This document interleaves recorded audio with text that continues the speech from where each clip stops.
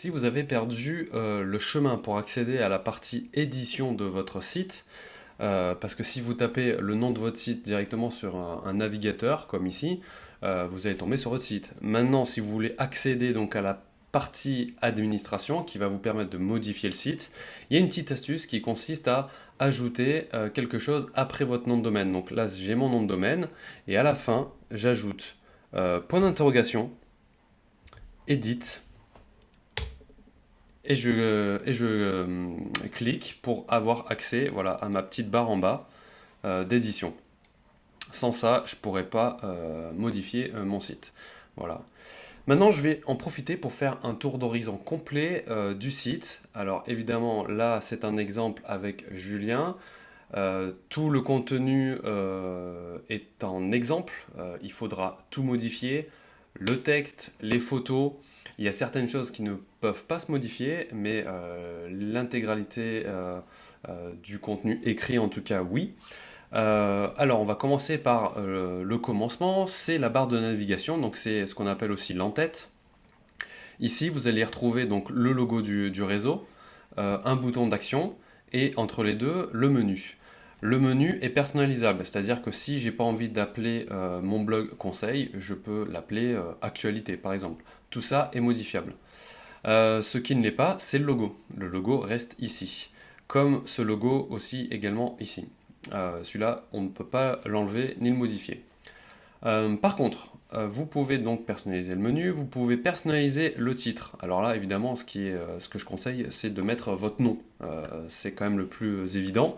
Ensuite, le texte qui est dessous, c'est, on va dire, un peu le texte d'introduction. Ce texte est extrêmement important parce que c'est la phrase qui va vous permettre de vous présenter très rapidement, en quelques secondes. La personne qui atterrit sur votre site doit comprendre qu'est-ce que vous faites et qui vous êtes. Ensuite, là, les deux boutons d'action aussi sont personnalisables, c'est-à-dire que si j'ai pas envie d'avoir un bouton de prise de rendez-vous à ce moment-là, je peux très bien mettre autre chose. Le bouton d'estimation également. La photo portrait se modifie, évidemment, on ne va pas garder la photo de Julien tout le temps. La photo qui est en fond également se personnalise. Voilà. Ensuite, je descends donc toutes mes sections qui sont ici, voilà, que ce soit les titres, donc le titre principal, le texte, les icônes, le mini-titre, le petit texte, etc. Tout est modifiable. C'est-à-dire qu'à la place d'un icône, si vous voulez mettre un autre icône, ou vous pouvez mettre aussi une photo, c'est possible. Là, c'est la partie liée au bien vendu. Donc, c'est une partie qui est considérée comme des blogs, un blog. Donc, ce sont des articles.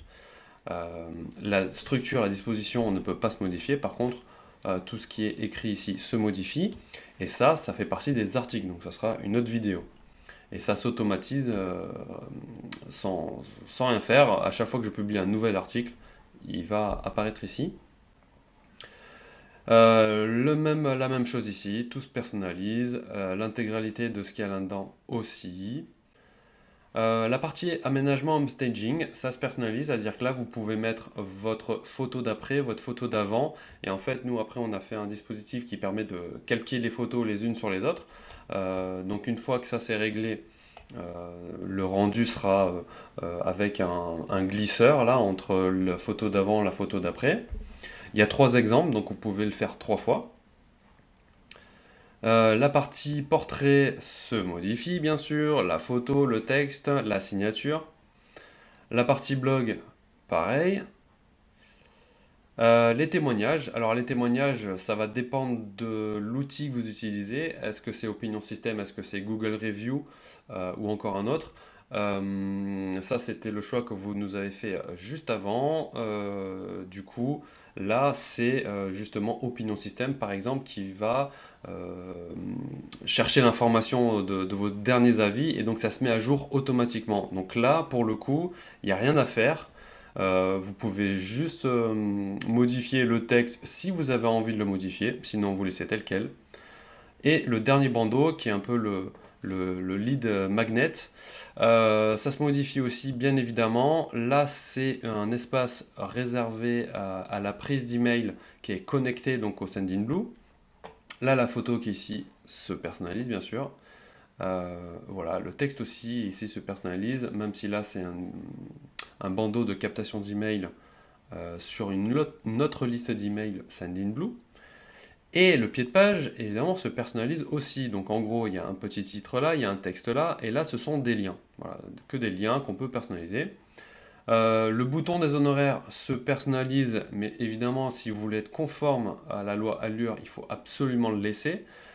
Ce que vous pouvez personnaliser aussi, c'est l'accès au PDF qui reprend les honoraires du groupe. Là, vous avez toute une ribambelle d'icônes de réseaux sociaux. Alors, c'est fait exprès, on a mis un maximum d'icônes. Vous pouvez en enlever, bien sûr. J'imagine que vous n'avez pas tout ça, et heureusement d'ailleurs. Donc, si vous n'avez que TikTok, LinkedIn et Instagram, on peut laisser que TikTok, LinkedIn et Instagram, et les autres, on les enlève. Le menu se personnalise, mais évidemment, il faut que ce soit cohérent avec le menu en tête. Voilà. Ensuite, pour les autres pages, la page bien vendue. C'est un blog, c'est un CMS, on appelle ça un CMS. Bon. Ça veut dire que là, le contenu de cette page est lié à l'ajout d'articles que vous faites régulièrement. Donc vos bien vendus sont des articles, ça c'est un article, ça c'en a un autre, et ça c'en a un autre, etc. Donc là, la gestion de cette page sera faite dans une autre vidéo, c'est la gestion plus des articles. La page conseil, c'est aussi une page de CMS, une page de blog. C'est le même principe, ce sont des articles. Donc le contenu de cet article sera traité dans une autre vidéo. Donc là, sur cette page en question, il n'y a rien à faire. La page service, par contre, est une page qui est statique, donc que vous pouvez modifier. Donc là, c'est pareil. Les titres, vous pouvez modifier. Là, c'est une photo qui reprend un chiffre, mais vous pouvez mettre ce que vous voulez. Ça se personnalise, toute l'intégralité ici, les photos, tout ça, tout ça, tout ça, tout ça. Le bandeau aussi également. La page estimation, là aussi c'est pareil, en fonction de votre estimateur, si vous en avez un. Si vous en avez un et que c'est Priceable, il va s'intégrer tout de suite ici. Et donc on effacera cette partie-là. Si toutefois vous n'avez pas d'estimateur de style Priceable, mais qu'au contraire vous voulez évidemment en garder un, nous on vous a préparé un formulaire qui reprend en fait les questions d'un estimateur classique, sauf que à la différence d'un estimateur professionnel, il n'y a pas de comparatif avec des données. Ce qui veut dire que vous allez recevoir un email avec toutes les informations remplies par votre visiteur, et après c'est à vous, de votre côté, de lui répondre en donnant votre fourchette de prix estimée, et évidemment en lui précisant que vous aimeriez se rendre chez lui pour justement clôturer cette estimation pour qu'elle soit la plus précise possible. Voilà pour la page estimation. La page contact. Pareil, tout se personnalise, toutes les coordonnées qui sont dans le bandeau ici, les réseaux également, ça aussi, la photo. Le formulaire ne se personnalise que uniquement là les onglets ici, parce qu'en fait ça vaut pas le coup de le modifier, hein, c'est assez standard. Par contre ça vous pouvez modifier si vous voulez mettre tout à fait autre chose, message, machin, voilà. Donc ça, tout est bon, c'est assez simple. Et on a mis une page supplémentaire. Alors la page supplémentaire, vous pouvez en faire ce que vous voulez. Maintenant, la plupart nous ont demandé justement de faire une page pour mettre en avant la revue. La revue de l'immobilier, donc vous publiez tous les 2 mois à peu près.